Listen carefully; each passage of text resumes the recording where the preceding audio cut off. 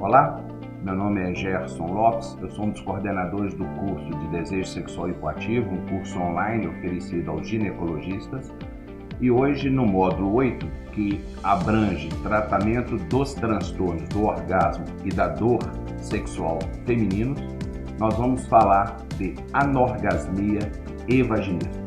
Eu tenho certeza que aqueles que entraram já nas aulas antecipadamente já ouviram colegas de grande propriedade, com grande propriedade, falando sobre esses temas.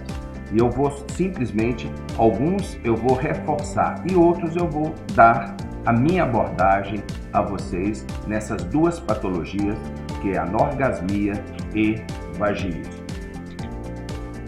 Então vamos conversar primeiro sobre a anorgasmia. Aquela mulher que chega a vocês dizendo que está com ausência ou dificuldades em atingir o orgasmo. Quer dizer, primeiro tem que ver se essa dificuldade é recorrente ou persistente. Ou então há um atraso, um retardo muito grande para que ela atinja esse processo orgástico e tendo, no caso, uma estimulação efetiva. Porque às vezes o orgasmo é difícil porque não há estimulação. O jogo é inadequado, o parceiro é inadequado. Eu não vou entrar em detalhes sobre classificação, sobre conceitos, porque vocês já viram em outras aulas e aí realmente nós vamos só reforçar alguns pontos que eu acredito que sejam muito importantes. Primeiro, então vamos entender a anorgasmia como a impossibilidade total ou parcial de atingir o orgasmo, seja através da penetração ou estimulação direta do clitóris.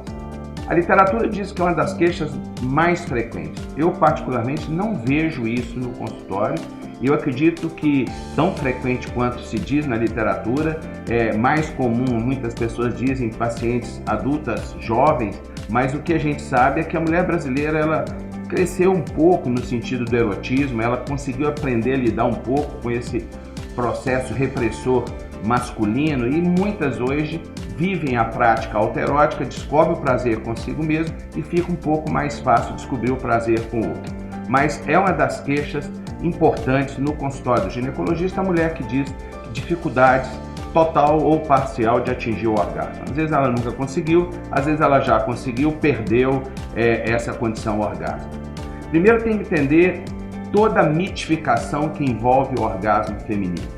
Elas às vezes nem dizem que não tem orgasmo, elas dizem que não tem prazer, como se prazer fosse sinônimo de orgasmo. E nós sabemos que não é de maneira nenhuma. Elas às vezes querem chegar juntos, isso é um outro mito, querem chegar juntos com o parceiro.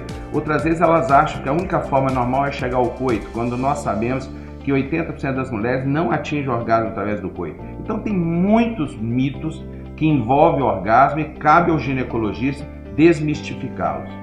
Também é importante o ginecologista entender que mulheres que chegam perto do orgasmo, porém não atingem o orgasmo, elas excitam muito, porém não atingem esse orgasmo, elas desenvolvem a síndrome da congestão pélvica crônica. E aí ela pode chegar no consultório não falando em dificuldade de orgasmo, e sim dor pélvica crônica. Então, diante de dor pélvica crônica, avalie a história sexual de sua paciente, porque se ela disser que muitas vezes ela excita, tem uma vida sexual ativa, excita muito, mas não chega ao orgasmo, essa condição pré-orgásmica pode ser a explicação dessa dor pélvica crônica. Por isso que quando se faz ultrassom, se faz endovaginal, se faz laparoscopia, não se descobre nada, porque na verdade são microvarizes, essa síndrome de congestão pélvica é que vai levar essa sensação de dor pélvica crônica. Então é muito importante isso do ponto de vista clínico. Em geral, quando a gente fala em anorgasmia feminina, a gente está falando em fator psicológico, na causa do problema. É raro, eu já vi casos de fimose do clitóris, quer dizer, não havia exposição da glande e aí teria que fazer uma pequena cirurgia para poder realmente resolver essa questão. Agenesia de clitóris, né? Então, assim, existem alguns processos que poderiam orgânicos, que poderiam estar dificultando, um diabetes que está descompensado e poderia estar dando uma neuropatia ali naquela região, mas é uma vasculopatia, mas é muito difícil realmente você ter fator orgânico. A gente vai pensar em organicidade na origem do problema em mulheres de idade avançada que tinham orgasmo e perderam a condição de orgasmo, mulheres que têm alguma patologia concorrente, ela tem alguma doença neurológica ou sistêmica, aí poderia explicar.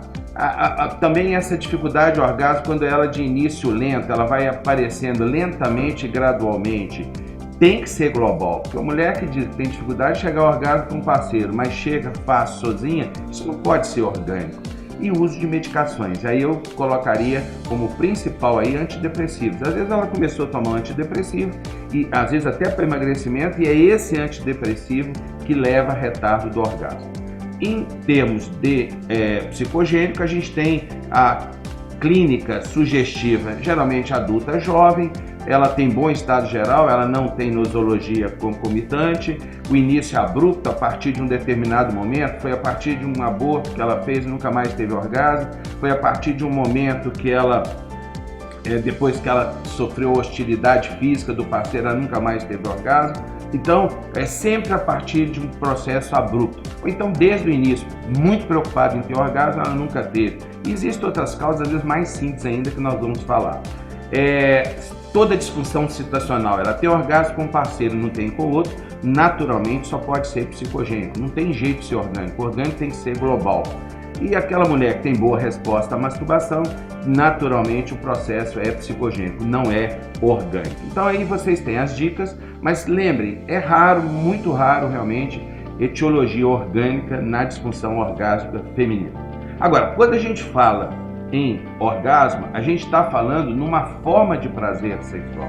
É uma parte dos diferentes prazeres sexuais que uma mulher pode experienciar durante o jogo sexual. Existe o prazer do desejo, existe o prazer do encontro com o outro, existe o prazer do contato, dos olhares, falares, cheiros, ouvires, toques, fantasias. Existe o prazer do orgasmo em si. Mas eu não posso sinonimizar orgasmo e prazer. Poxa, é 6 segundos quando ele dura, geralmente. Quando dura mais é 15 segundos, quer dizer, de um décimo de minuto a um quarto de minuto. Eu gosto sempre de repetir isso. É muito triste no Brasil ainda profissionais continuarem a falar como sinônimo orgasmo e prazer. Olha a quantidade de prazer, o prazer do relaxamento depois da resposta orgástica, o prazer do preenchimento, do acolhimento. Então existem muitos outros prazeres e a gente não pode reduzir prazer no sexo aos poucos segundos de um orgasmo. De maneira nenhuma, isso é muito triste. Então a gente tem que definir bem a anorgasmia, tem que definir muito bem que não é orgasmo vaginal e clitoridiano, mas é uma queixa, às vezes no consultório, ela diz que tem orgasmo clitoridiano, mas não tem o vaginal. A gente sabe que o orgasmo é um só, ele é cortical. O estímulo clitoridiano é um estímulo muito importante, por isso que a grande maioria chega ao orgasmo através desse estímulo clitoridiano, mas existem mulheres que chegam ao orgasmo através do coito. Origem é psicogênica, e aí 2 perguntas são importantes, né? Ou 3 perguntas. Primeiro, como são as preliminares? Porque se as preliminares são muito pobres, dificilmente essa mulher vai atingir o orgasmo. Qual o nível de relaxamento? Se essa mulher está muito tensa, às vezes tensa até para ter o orgasmo, fica difícil esse orgasmo aparecer. Se ela lubrifica, porque se ela tem dor, se ela tem desconforto, é natural, poxa, que não coaduna com prazer. E se ela já se masturbou, se ela já descobriu o orgasmo sozinha? Em princípio, é mais fácil chegar ao orgasmo com o outro quando a gente aprende a ter só. Uma forma de masturbação inadequada é a mulher que aprendeu a ter orgasmo roçando sobre o lençol, ou colocando um travesseiro entre as pernas, algo entre as pernas, ou friccionando as pernas. Sem dúvida, esse aprendizado de atingir, de ter o orgasmo, dificulta ter durante o processo na relação com o outro. Então é fundamental saber de que maneira essa mulher tem orgasmo. Ela tem orgasmo no sonho? Uma mulher que tem orgasmo no sonho, naturalmente não pode ser físico, né? Ela tem orgasmo na masturbação? Ela tem orgasmo sob a manipulação do parceiro ou da parceira? Sexo oral? Penetração? Então isso tudo tem que ser investigado. Eu acho que eu já foi muito bem colocado, pela nossa colega Carolina Ambrogini, de maneira fantástica. A gente está só reforçando, como coordenador, a gente queria realmente reforçar a conduta da gente, e eu acho que é fundamental esse curso online ensinar vocês a trabalharem de maneira efetiva problemas sexuais. Não só o desejo sexual hipoativo, mas outros problemas sexuais. Então, orgânica poderia ser transtorno genético, doenças agudas e crônicas, medicamentos, aí a gente deixaria claro as drogas, quer dizer, os antidepressivos, e algumas causas psicossociais. Olha que interessante, às vezes a mulher nunca teve orgasmo por falta de conhecimento corporal, de não saber o quanto é importante a autonomia sexual, a dificuldade em relação à masturbação, alguns problemas relacionais, né? Ela descobriu infidelidade, a partir dessa infidelidade ela não conseguiu mais, né? Ela provocou um aborto que foi induzido muito por ele, ela não estava preparada e depois disso ela não teve mais orgasmo. Então existem fatores circunstanciais, às vezes casou, foi morar na casa da sogra, falta de privacidade, crise econômica que pode afetar sim a dificuldade do orgasmo da parceira. E causas profundas, tem mulheres que não têm orgasmo, que lá no fundo sempre quiseram ter controle demais sobre as coisas, têm medo de perder o controle. Tem mulheres que associam orgasmo à felicidade, e o medo do orgasmo é o medo da felicidade. São causas profundas ligadas ao desenvolvimento psicossexual dessa mulher. Isso são raros. Existem muitos, na verdade, na clínica, muitos casos ligados a mitos do orgasmo feminino. Isso é muito mais comum. O tratamento, a gente vai ter um atendimento específico à dificuldade daquela pessoa. O modelo mais usado é o modelo de Lopículo, que a gente vai descer rapidamente como ele é feito. E o grau de dificuldade, eu diria, é de leve a moderado. Relativamente, a não ser quando tem causas profundas, a não ser quando tem problemas relacionais muito importantes na gênese daquela dificuldade de orgasmo, realmente a tendência é que você consiga um resultado bastante efetivo no tratamento da anorgasmia. Sempre lembrar que do ponto de vista de medicamentos, a gente tem medicamentos hoje para desejo, a gente tem medicamentos para excitação, para a questão de orgasmo ainda é a masturbação dirigida, ou também um modelo que não deixa de ser uma masturbação dirigida, de dessensibilização masturbatória de Joseph Lopículo, um sexólogo conhecido nos Estados Unidos. Esse é o tratamento em si mesmo. O resto são ainda experimentais, são questionados, como nós vamos colocar para vocês. Então, o tratamento específico, ele visa esclarecer as pacientes sobre o que é o orgasmo. A compreensão realista do que é o orgasmo é fundamental para essas pacientes, porque às vezes elas têm ilusões, elas têm expectativas irreais do que é o orgasmo, achando que é uma cascata de sensações, e muitas vezes algumas mulheres têm orgasmo com aquele pico e aquela vontade de relaxar, de ficar quietinha. Então tem que trabalhar expectativas irreais. É fundamental essa masturbação dirigida, que é a que dá nível de evidência 2, é a mais hoje importante tarefa, o tratamento específico da dificuldade de orgasmo, onde a mulher vai, junto com o aprendizado de contração dos músculos perineais, ela vai fazer autoestimulação do clitóris. Depois que ela descobrir sozinha, ela vai descobrir com o parceiro, e depois se tenta a descoberta no coito. No tratamento é importante dar informações corretas e científicas da sexualidade, é importante fortalecer a autonomia dela e a comunicação, aliviar sentimentos de culpa, às vezes, em relação à masturbação, em relação a tocar perto do parceiro, desmistificar a supervalorização do orgasmo. É muito triste isso, a gente vê o quanto que o orgasmo, sendo um direito, está virando um dever. A ditadura do orgasmo não deveria ter espaço, e desmistificar a procura do orgasmo vaginal e simultâneo como sendo o ideal. Vaginal entre aspas, tá? O orgasmo sincrônico também é muito mito. Ninguém deve buscar esse orgasmo junto com o parceiro, porque isso vai atrapalhá-la mais a se soltar, a ter essa experiência do prazer orgásmico. A gente usa nas técnicas, né? Ela tem que primeiro conhecer o próprio corpo, revalorizar o corpo erótico, né? Trabalhar a percepção e descoberta desse orgasmo sozinha, depois o orgasmo com o parceiro, estimulando o clitóris, geralmente ela mesma estimulando ou o parceiro é estimulando, e aí a gente vai ver se ela chega ao orgasmo no coito ou não. Não é o objetivo chegar ao orgasmo no coito. Existe uma técnica específica para o orgasmo ao coito, que é a técnica de ponte, e que muitas vezes os resultados não passam de 20% de efetividade.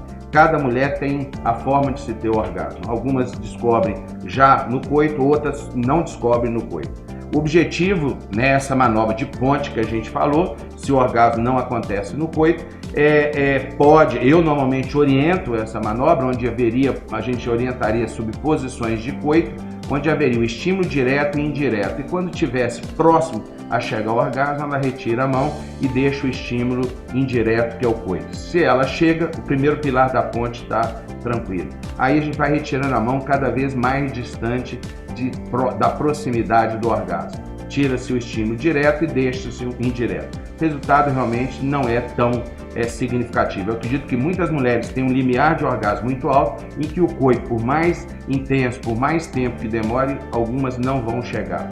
O objetivo do tratamento, mais do que ter que ter o orgasmo, criar uma cobrança, é enriquecer a vida sexual do casal. Esse deve ser o objetivo. Em termos de medicina sexual, Eros, né, uma pentosa que poderia ajudá-la, sim, a ter o orgasmo. Testosterona é extremamente discutido, não tem, na minha opinião, nenhum valor. A bupropiona, existem trabalhos, sim, mulheres não depressivas usando bupropiona que descobriram o orgasmo, como homens com ejaculação retardada passaram a ter ejaculação normal, orgasmo e ejaculação normal. Sildenafila e tadalafila é mais para antídoto de disfunção do orgasmo induzida por antidepressivo. Não tem indicação nenhuma, a mulher que não tem orgasmo, você passar sildenafila ou tadalafila. E eu acho que aí ele entra como aquela induzida por antidepressivo. Aí tudo bem, ou você negocia com o psiquiatra para trocar a medicação, para entrar com antídoto, que aí fica realmente difícil ela ter a expressão do orgasmo quando a medicação dificulta. Eu acho só teria 2 ou 3 mensagens no final. Eu acho que é importante dizer, primeiro, hoje, a forma contemporânea que as pessoas vivem o princípio da realidade é o princípio do rendimento, segundo o Marcuse, ou do rendimento ou da performance. É muito triste, né? Produzir para consumir e consumir para produzir. Parece que a mulher levou isso para a prática dela sexual, onde o ter o orgasmo virou uma ditadura, infelizmente. Eu, como tendo formação de sexologia humanista, eu sempre falo com as minhas clientes, o que ela pretende comigo? Evitar fracasso ou buscar prazer? Se ela quer evitar fracasso, ela quer evitar a vida, porque o fracasso faz parte da vida. Ela está focada no resultado. Se ela quer buscar prazer, ela está focada no processo. E é aí que eu vou ajudá-la. Eu ajudo as mulheres que têm dificuldade de orgasmo a buscarem o prazer, inclusive o prazer do orgasmo, mas não evitando o fracasso.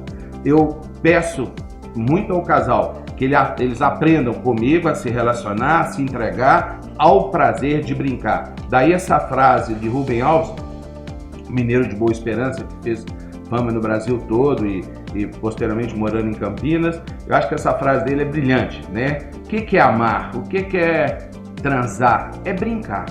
Não leva a nada. Não é para levar a nada. Quem brinca já chegou.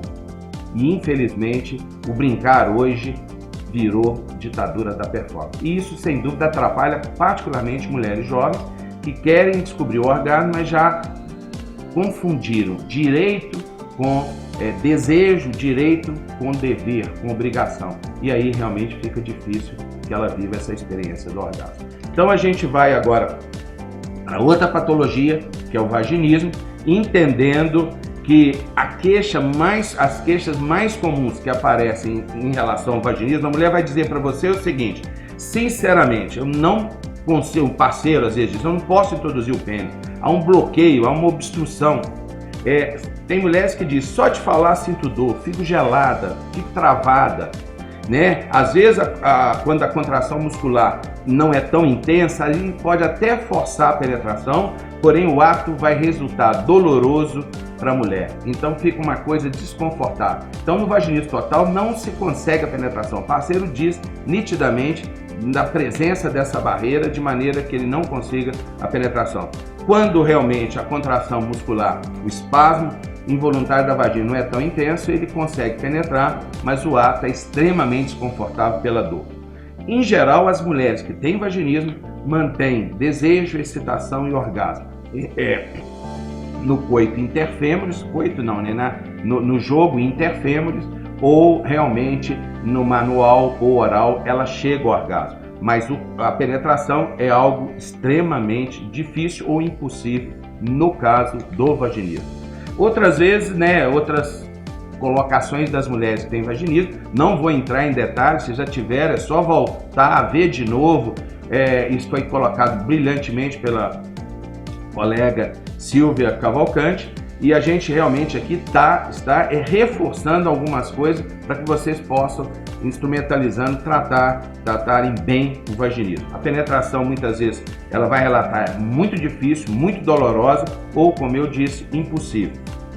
Esses espasmos da musculatura da vagina vão se dar diante de tentativa de penetração vaginal, de tentativa de introduzir tampões. Na hora do exame ginecológico, muitas pacientes relutam a procurar o exame ginecológico ou arrumam uma ginecologista amiga que ela vá lá fazer as consultas sem o exame ginecológico. Isso é temerário, porque deveria ser orientado para ela um exame sob anestesia, porque você não conseguiria fazer, no caso do vaginismo total, esse exame, e aí ela assinaria um consentimento informado se ela não aceitar fazer esse exame sob anestesia. Então, ao atender no consultório uma paciente que você suspeita de vaginismo, suspeita por quê?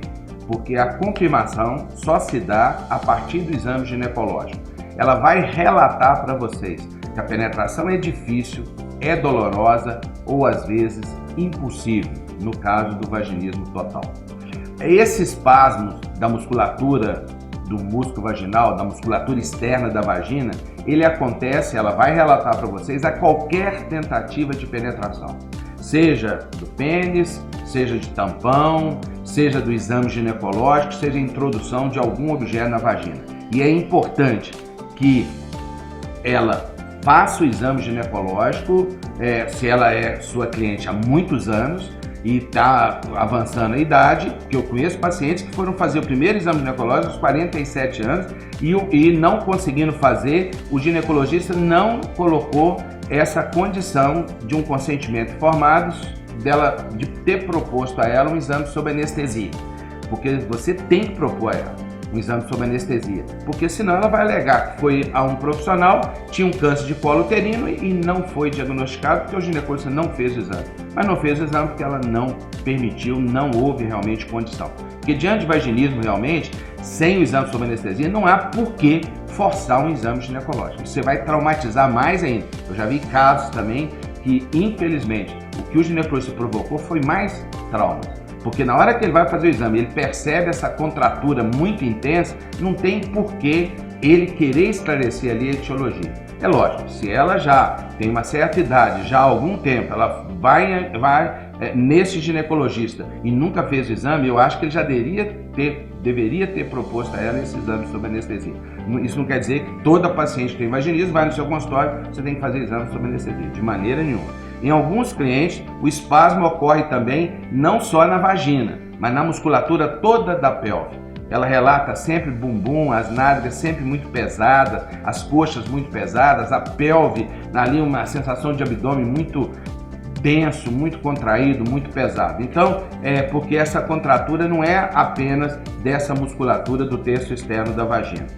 O exame ginecológico é fundamental. Primeiro, você descartar causas orgânicas, né, visíveis ali, né, problemas da anatomia vaginal, ímen perfurado. Isso é fundamental, determinar o estado contrátil dos músculos vaginais, isso até onde o exame permitir.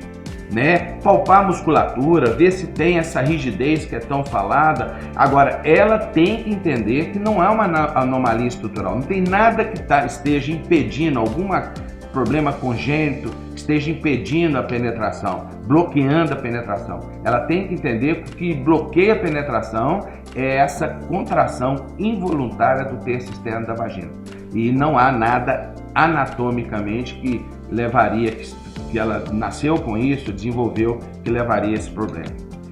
O espasmo do vaginismo é importante, né? É interessante, ao invés de relaxar durante, porque a vagina relaxaria junto com a lubrificação para facilitar o coito. O processo de excitação é isso, é relaxamento da musculatura e lubrificação, transudação. No caso do vaginismo é o contrário, como o desenho especifica muito bem. Eu normalmente faço um desenho de útero, um desenho da vagina para ela, de uma maneira que ela entenda que uma vagina relaxada, ela distende junto, ali no terço externo, junto com a lubrificação. E no caso do vaginismo é o contrário, há uma contratura dessa musculatura. A classificação, eu acho que vocês já sabem, mas é bom repetir. Existe o vaginismo total, né, onde nunca houve penetração. Ele pode ser primário, lógico, ele pode ser não, nesse caso ele é primário. Agora eu conheço vaginismo total também secundário. Existe vaginismo parcial, né, onde há penetração parcial, e o vaginismo secundário é onde a paciente tinha relação dor, tinha uma dispareunia, tinha um processo, vamos imaginar, ela tinha dor com um septo transverso na vagina, descobriu o septo transverso, retirou e ela continuou tendo dor e com contração da musculatura externa, porque ela desenvolveu a partir da dispareunia, da dor coital, dor ao coito durante um período, ela desenvolveu o vaginismo, que é esse espasmo involuntário. 98% dos casos são psicossocioculturais, apenas 2% são consequências de uma dispareunia crônica, de um fator orgânico que leva a essa dor, que é a dispareunia, e relação dor acaba levando a esse espasmo, que é o vaginismo. Segundo Helen Singer Kaplan, na história da sexologia, uma das mais importantes estudiosas, o vaginismo ocorre quando uma contingência negativa é associada ao ato, à fantasia da penetração vaginal. Então ela tem alguma coisa que mobiliza nela, por isso que é psicossomático. É um conflito psíquico e o fator somático é a contratura. Pode ser ligado à educação sexual repressora, muita repressão, onde sexo estava vinculado à culpa, à ansiedade. Pode ser personalidade extremamente autoritária. As mulheres vagínicas é interessante, a grande maioria elas são muito autoritárias ou extremamente frágeis. Ignorância sexual, né? Apenas, quem dera se a maioria fosse só isso, ignorância, associar o tamanho da vagina, quando na verdade ela não vê vagina, ela só vê o vestíbulo da vagina, a entrada da vagina, com o tamanho do pênis. Então ela tem um desconhecimento, ela não entende que a vagina conseguiria absorver ela faria o processo natural de acolhimento, independente do diâmetro, do tamanho desse pênis. Medos relacionados à gravidez ou parto. Imagina uma mãe que contou para ela que quando ela a teve, ela quase morreu das complicações do parto. Então ela associa mais na frente parto a risco de vida e parto a sexo, ela não consegue fazer o sexo, né? Há doenças, a relação de dependência com a mãe, a baixa autoestima, isso tudo pode estar contribuindo para o problema. Sentimentos de inadequação, formação religiosa muito forte, pais perversos, pais que tinham intimidade na frente da criança, né? Mas propositalmente tinham e achavam que a criança não estava vendo e naturalmente ela relata isso. Pais alcoólatras, pais repressores, pais alcoólatras, principalmente quando a mãe dizia que o homem não presta, que o homem é tudo infiel, né? Isso tudo pode estar na origem do vaginismo. Então, o conflito é psicogênico, o fator orgânico é a contratura. A dor que ela experimenta não é uma dor psíquica, é uma dor por essa contratura, como nós vamos mostrar para vocês. Mitos familiares e crendices, tipo assim, a primeira relação é muito dolorosa, a primeira relação irá sangrar muito, quer dizer, uma mãe que passou isso para ela, né? Nossa, essa coisa que seu pai gosta é terrível, né? O sexo ligado à sujeira, uma vagina muito pequena, não, pênis enorme, isso tudo realmente pode estar na gênese do vaginismo. Meninas que sofreram tentativa de estupro, né? Relação incestuosa, né? Traumas na infância, e problemas decorrentes de infidelidade, de agressões físicas, podem levar também a um vaginismo. O mecanismo da dor é importante esclarecer para a paciente. Ela tem um medo inconsciente, aquela contingência negativa que ela associa, que leva essa mulher à tensão. a tensão aumenta a contratura da vagina, que leva à diminuição do oxigênio local, dando dor. Então esse ciclo, e a dor dá medo. Então forma-se, como o diapositivo está ilustrando bem, forma-se um ciclo vicioso. E aqui, diferente da psicologia dinâmica, do processo de uma psicanálise, por exemplo, que vai lá na origem, lá no medo, aqui não. Aqui nós vamos usar a terapia de círculos concêntricos, idealizada por Mabel e Ricardo Cavalcante, Mabel Cavalcante e Ricardo Cavalcante, que realmente é fantástico, porque nós vamos trabalhar como se fosse, o que é essa terapia dos círculos concêntricos? Como se você jogasse uma pedra numa lagoa, né, na superfície da lagoa, e ela vai formando aquelas ondas, e parece que quando a pedra afunda, ela afunda levando medo, ela afunda levando trauma, e vaginismo não tem recidiva. Então a primeira onda que a pedra produz é resolver a tensão. Então eu ponho um X na frente da cliente, eu faço esse esquema, eu ponho um X na frente da tensão. A contratura ela vai aprender a dominar, porque o vaginismo tem um alimento nessa contratura, mas de um músculo que você tem controle sobre ele. Esse músculo não é involuntário, ele é voluntário, você consegue controlar. Para-se a dor, como é que você acaba com a dor? Mandando parar as tentativas de coito. Então, relação dor, tentativa de coito, dando dor, a gente manda suspender, isso é fundamental. Na hora que eu quebro tensão, na hora que eu quebro contratura, na hora que eu quebro dor, o ciclo não mais existiria. Para tratar, a gente usa educação sexual, a gente usa técnicas que a paciente vai aprender a controlar a musculatura vaginal, explicamos o mecanismo da dor, explicamos como a sexualidade, como a dor interfere na sexualidade, o conhecimento e a autoexploração da anatomia, inserção de dedos, existe uma série de tarefas, ou dilatadores, então existe uma série de tarefas que a gente vai utilizar no vaginismo e o resultado realmente é fantástico. É o único tratamento que eu cheguei a colocar em um dos meus livros, próximo de 100%. E em média, 10 sessões, 12 sessões. Não é tratamento de psicoterapia a longo prazo, não. Existem realmente casos resistentes demais que fazem com que as pacientes espassem muita frequência e você vai ficar muito tempo ou mais sessões que você previa. Mas não é o mais comum.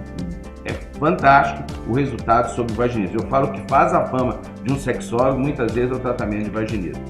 A gente vai trabalhar no eixo corporal, a gente vai fazer a mulher identificar os pontos de tensão muscular, os exercícios de relaxamento, para que ela aprenda a relaxar e ter mais percepção do seu corpo. A gente vai trabalhar algumas crenças irracionais que ela tem, a gente vai discutir essas questões todas, a importância da autonomia, o dizer sim ao desejo. Ela é uma mulher que tem desejo, é uma mulher que excita, então, e parar de dizer não ao próprio corpo, isso tudo é importante. Vamos trabalhar a questão afetiva, relacional, porque às vezes o relacionamento, essa forma autoritária de ser, está levando ao desgaste muito grande, mais do que o problema de não consumação do ato sexual, leva o parceiro às vezes a querer romper, coisa extremamente rara no tratamento, infidelidade de parceiro ou acabamento, a relação é muito difícil, separação é uma das coisas mais difíceis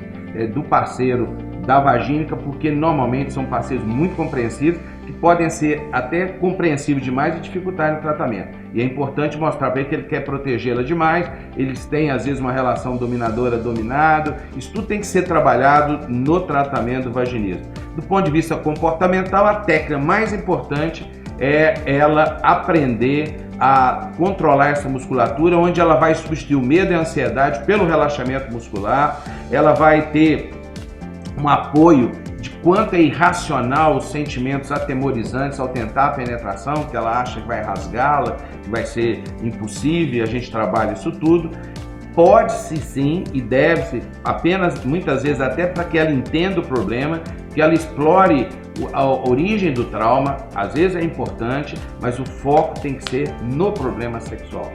A participação dela é muito importante. Eu falo que é uma luta, onde ela que vai pro ringue, não é o marido dela nem eu. A gente pode ficar do lado das cordas para ajudar a bater no oponente, mas ela realmente que tem que ser ativa, né? Ela tem que trabalhar mais que o marido do que a gente no tratamento dela. Às vezes a gente faz sessões individuais com ela, às vezes eu tenho casos de vaginismo onde o parceiro quer ir em todas as sessões, para ela é muito importante, ele vai em todas as sessões.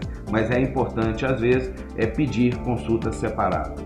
Em relação aos passos no tratamento, a gente proíbe o coito, a tentativa de coito, a gente esclarece a disfunção fazendo aquele desenho esquemático. Eu acho essa frase do Milton Erickson fantástica, né? O poder da vagina. A vagina é um órgão capaz de fazer com que o pênis, que é um órgão viril, ereto, forte, saia de dentro dela, mole, flácido e pingante. Quer dizer, é interessante quando o Milton Erickson mostra o quanto a vagina tem poder. Então, e geralmente ela olha o pênis como um grande inimigo, alguma coisa que vai causar muita dor, e o que a gente vai mostrando através de sensibilização, de relaxamento, esclarecimento, é que isso não é verdadeiro. Pede-se o casal para ficar só no toque não genital por um período, mama, vagina e pênis, depois inclui o toque genital, mas apenas externo, né, onde ela, inclusive, muitas vezes descobre o orgasmo no manual ou no oral. Ela vai aprender a se descobrir, ela tem que resgatar o corpo erótico e entender que, além do corpo higiênico e do corpo estético, existe um corpo erótico, ela tem que explorar, ela tem que olhar. Ela vai fazer exercício de Kegel, onde ela vai ter o controle da musculatura do assoalho pélvico. Isso tudo é passado. E a gente vai sempre trabalhando na sessão seguinte o que aconteceu nas sessões anteriores e trabalhando com ela as dificuldades. Nós só vamos para os passos seguintes quando o passo anterior foi bem executado. Faz parte realmente todo o processo de aprendizagem, tentativa, erro e acerto. É natural que no início ela tenha mais erros, quer dizer, mais dificuldades do que acertos. Trabalhamos esse exercício de relaxamento, pode ser usado ansiolítico para ajudá-la a relaxar. Eu nunca usei relaxante muscular, então eu usaria o ansiolítico, um alprazolam até no máximo 1 miligrama ao dia, ou então um exercício de Jacobson, onde a gente trabalha grupos musculares contraindo, nós pediríamos para ela fazer inspiração, relaxando seria a expiração. A gente iria treiná-la a fazer esse exercício. Depois ela vai aprender, eu não gosto já de cotonete, ela coloca um dedo ou um aplicador ou um dilatador, sempre com lubrificante. Hoje a gente tem o Absolu com 6 diâmetros diferentes, ela começa com o menor, e ao introduzir o dedo a gente pede, além de estar lubrificado, sempre lubrificado, a gente pede para ela fazer uma força para baixo, como se ela estivesse evacuando, porque aí a parte externa tenderia a abrir. Introduz um dedo sem movimento, depois um dedo com movimento, aí ela vai introduzir 2 dedos lubrificados sem movimento, depois com movimentos, né, de rotação ou entrar e sair, não sair totalmente, e depois 3 dedos, ela cavalaria um dedo sobre os 2, de maneira que ela poderia introduzir 3 dedos. Isso está no livro da Capra, essa desensibilização pelo livro da Capra. Na hora que ela consegue 2 dedos, eu acho super importante ela conseguir um absorvente interno. O ideal seria com aplicador, mas sem aplicador também, e quando ela coloca, a sensação de vitória para ela é muito grande. Ela nunca imaginaria ser capaz de algum dia na vida colocar um absorvente interno. Aí a gente pede que seja colocado na frente do parceiro, às vezes com o dedo do parceiro, conduzido por ela, a mão dela, de maneira que, além de segurança, que ele vá parar, ela pode retirar a mão dele se tiver dor, porque dor eu não quero mais. Filmes eróticos, se ela quiser ver, introduzir 2 dedos do parceiro ou dilatadores, que ela vai progressivamente 1, 2, 3, 4 até o 6º. Trabalhamos muitos sentimentos que podem existir nesse momento, não conseguir a penetração do pênis. É natural que ela tenha esse sentimento, né? O medo de falhar, o medo de ser bem sucedida. Na minha experiência, por mais que eu trabalhe expectativas para que ela não frustre muito, porque faz parte o erro antes do acerto, é natural que algumas se sintam muito frustradas e às vezes aproveitam e querem passar consultas, desistirem. A gente está sempre motivando. Eu falo que mesmo que não faça exercício, deve ir no consultório para que a gente possa motivá-la.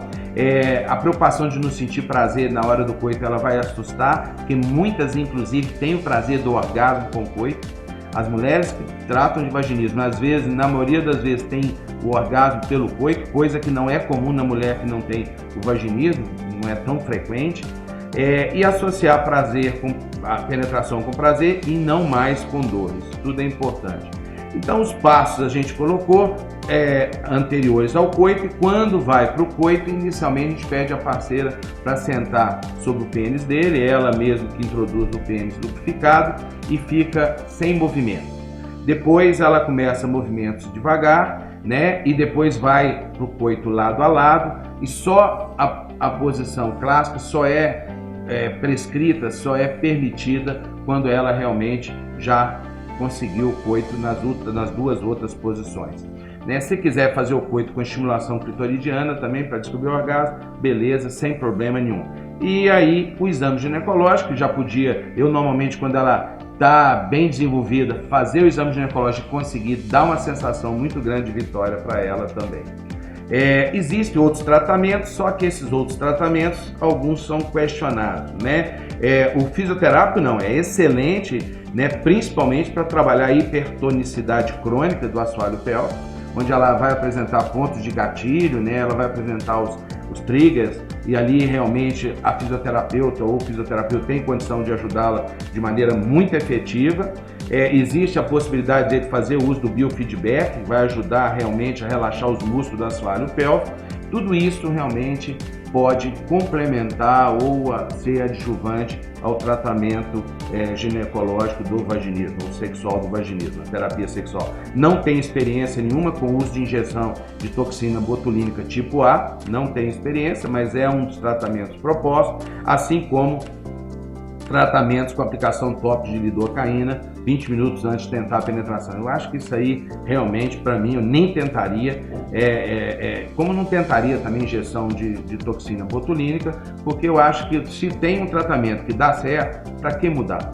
Esse tratamento de terapia sexual, e muitas vezes, algumas vezes, podendo fazer o uso coadjuvante com a fisioterapia, sem dúvida, dá um resultado muito bom. Então, eu acho que vaginismo e anorgasmia, vocês agora, né, olhem lá atrás, se for necessário, vejam as outras aulas, vocês vão ter condições tranquilas de resolverem casos de anorgasmia e vaginismo. Muito obrigado.